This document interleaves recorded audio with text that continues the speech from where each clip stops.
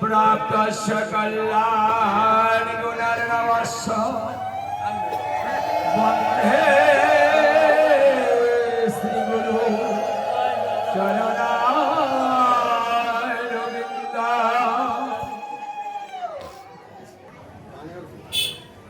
আমরা সেটা যদি বুঝতে চাই তাহলে শ্রী নরোত্তম ঠাকুর মহাশয়ের দিকে তাকাতে হবে,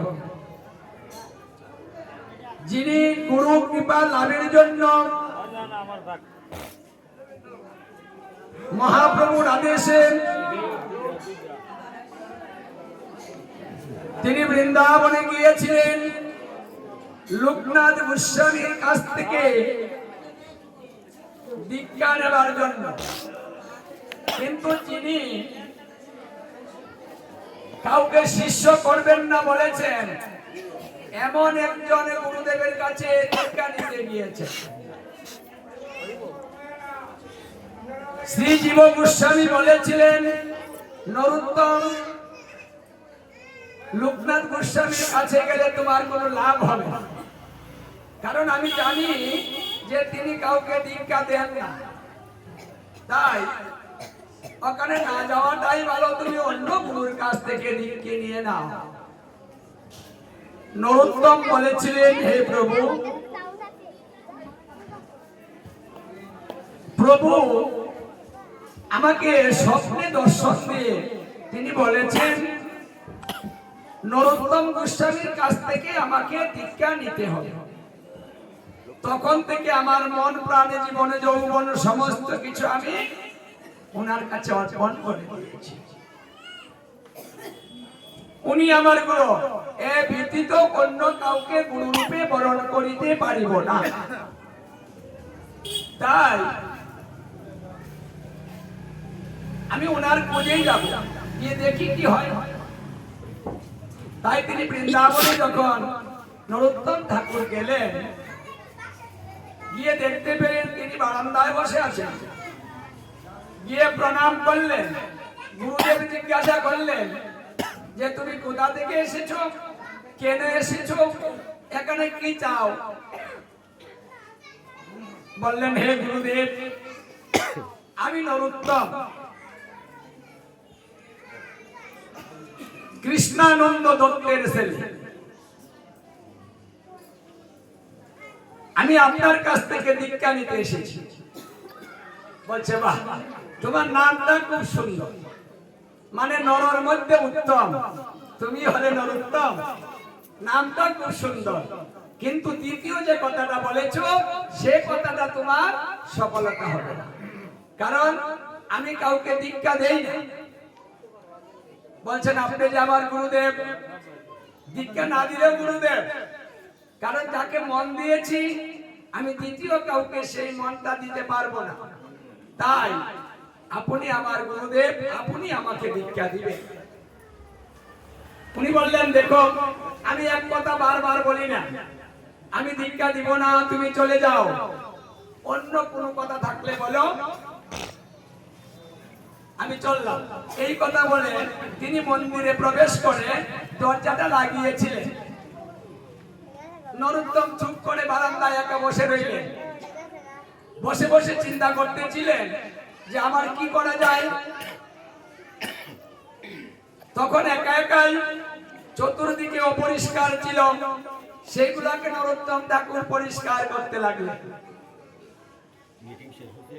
এইভাবে দিন যেতে লাগলো, কিন্তু দীক্ষার কোনো কথাই নেই।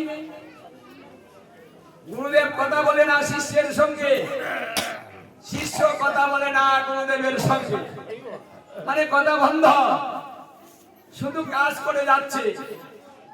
এইভাবে 1 বৎসর নরোত্তম ঠাকুর গুরু গৃহে রইলেন, কথা ভিন্ন।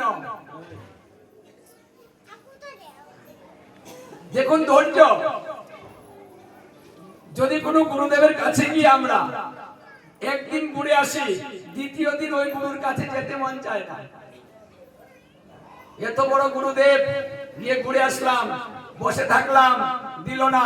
দেশের কি গুরুর অভাব আছে যে কোনো গুরুর কাছ থেকে দীক্ষা নিয়ে নিব? হ্যাঁ, ধৈর্য নেই। আর তিনি একটা বছর কাটিয়েছিলেন, কিন্তু গুরুদেব কথা বলেন না। তাই তিনি আর কথা বলার সাহস পাচ্ছেন, শুধু কাজ করে যাচ্ছেন। একদিন মনে মনে ভাবলো যে আমার মনে হয় আরো কিছু কাজ বাকি আছে, সব কাজ হয়তো করতে পারিনি। আচ্ছা, কি কাজ করা যায়? ভেবে চিন্তে দেখলেন যে গুরুদেব যেখানে শৌচাগারে যান সেই স্থানটা আমি পরিষ্কার করিনি, এই কাজটা আমার বাকি আছে, তাই ওই কাজটাও আমাকে করতে হবে। গুরুদেব কোন জায়গায় যান? শৌচাগারে। সেটা তিনি খেয়াল করলেন। গুরুদেব চলে এলেন আর নরোত্তম গিয়ে সেই স্থান সুন্দর করে পরিষ্কার করে।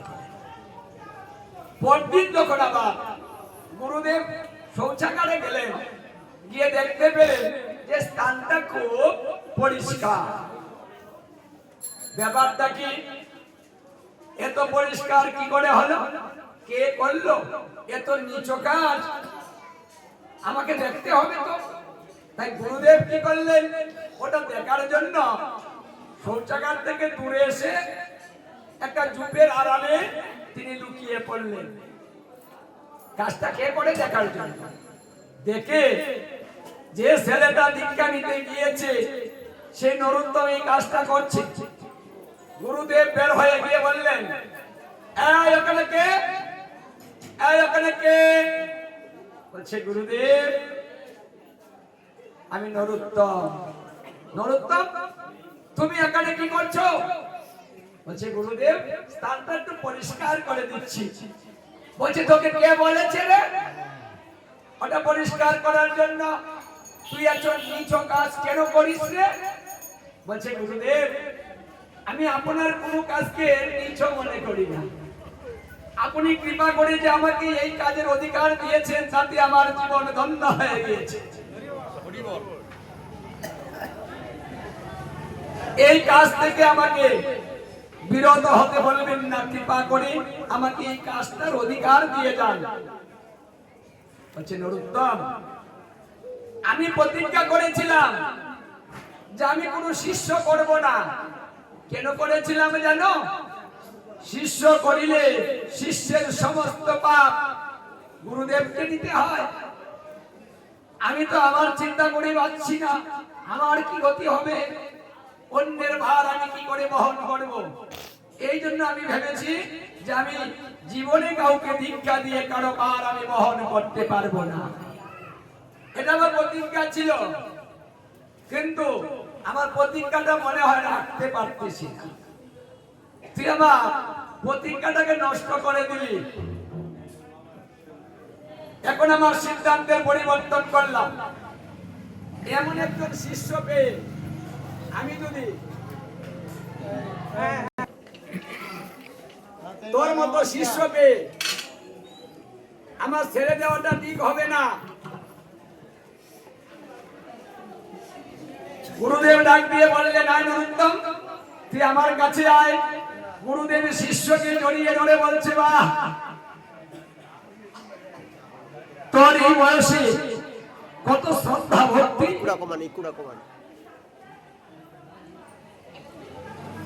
সকল বৃন্দাবনের মহন্তগণকে নিমন্ত্রণ করতে হবে, আমি তোকে দীক্ষা দিব। এই কথা বলে গুরুদেব তার মাথাটা হাত দিলেন। মাথার মধ্যে যখন হাত দিলেন, মাথার মধ্যে আটা আটা বাজে। গুরুদেব বলছেন, ব্যাপারটা কি রে, তোর মাথাটার মধ্যে এগুলা কি? দেখি দেখি। দেখে যে মাথাটা গা হয়ে গিয়েছে। নরোত্তম তোর মাথা তো গা হয়ে গিয়েছে, কিভাবে হলো রে? বলছে, গুরুদেব এই মাথাটা তো আমার না, এই মাথাটা আপনার। আমার মাথা নেই বিধা আমার চিন্তাও নেই। আমার গা হয়েছে আমি নিজেও জানি না, কিন্তু আপনি জানেন। কেন জানেন? কারণ ওটা আপনার। তাই তো আপনি জানেন, আমি জানি না, আমার সব কিছু ঠিক আছে। বলছি কি রে, ওটা হলো কি করে? বলছে গুরুদেব আমি তো জানি না, আমি এইটুকু জানি যে প্রতিদিন আমি যমুনা থেকে মাথায় করে জল আনি, আমি এইটুকু জানি। মানে সব সময় মাথাটা ভিজে থাকে, তাই মাথাটায় গা হয়ে গিয়েছে যে তোর এত শ্রদ্ধা ভক্তি গুরুর জন্য তুই এত কিছু ত্যাগ করলি, যে নিজের দেহের মধ্যে কিছু হলে সেটাও তুই জানিস না। বলছে না গুরুদেব, আমি কিচ্ছু জানি না। প্রত্যেকটা কথার মধ্যে গুরুদেব দুর্বল হয়ে গিয়েছে। না না, শিষ্য আমার একটা করতেই হবে, যা তুই সবাইকে নিমন্ত্রণ করবি, আমি তোকে দীক্ষা দিব। তাই যখন দীক্ষা দিয়েছিলেন, বৃন্দাবনের সবাইকে নিমন্ত্রণ করলেন। বৃন্দাবনের মহন্তগণ চিন্তা করে দেখলেন, লোকনাথ গোস্বামী বললেন দীক্ষা দিবেন না, শিষ্য করবেন না, আবার পরিবর্তন করে এখন আবার প্রতিজ্ঞাটা ভঙ্গ করে দীক্ষা দেওয়ার সিদ্ধান্ত নিলেন। কারণটা কি? ওটা দেখতে হবে, মানে কেমন শিষ্য যে তার প্রতিজ্ঞাটাকে ভঙ্গ করে ফেলেছে, ওটা দেখতে হবে। তাই দীক্ষার মধ্যে সবাইকে যেতে হবে। তাই বৃন্দাবনের সবাই সে দীক্ষার দিন উপস্থিত হয়েছিলেন। গুরুদেব বললেন, নরোত্তম তুমি সকল মহন্তগণের কাছ থেকে আশীর্বাদ নিয়ে আসো। নরোত্তম গিয়ে গুরুদেবের চরণে লুটিয়ে প্রণাম করে তারপরে সকল মহন্তগণকে পুলন্দিত হয়ে প্রণাম করতে শুরু করলেন। নয়নের জল ছেড়ে দিয়ে বলছেন, হে কৃপালু মহন্তগণ, আমার গুরুদেব আমাকে আজ কৃপা করবেন, আপনারা আশীর্বাদ করুন আমাকে, আমি যেন গুরু আজ্ঞা পালন করতে পারি, আমার যেন কৃষ্ণ ভক্তি হয়, আমি যেন মোহমায়ায় আবদ্ধ হয়ে না থাকি, আপনাদের আশীর্বাদে যেন আমি সদা সর্বদা গুরুর চরণে থাকতে পারি। যখন নয়নের জল ছেড়ে দিয়ে জনে জনে প্রণাম করে এইভাবে বলতে শুরু করলেন, প্রাণ থেকে সকল মহন্তগণ নরোত্তমকে আশীর্বাদ করতে শুরু করলেন। বাহ, এত সুন্দর শ্রদ্ধা ভক্তি! বাহ, এই কারণেই তো তিনি প্রতিজ্ঞাটাকে ভঙ্গ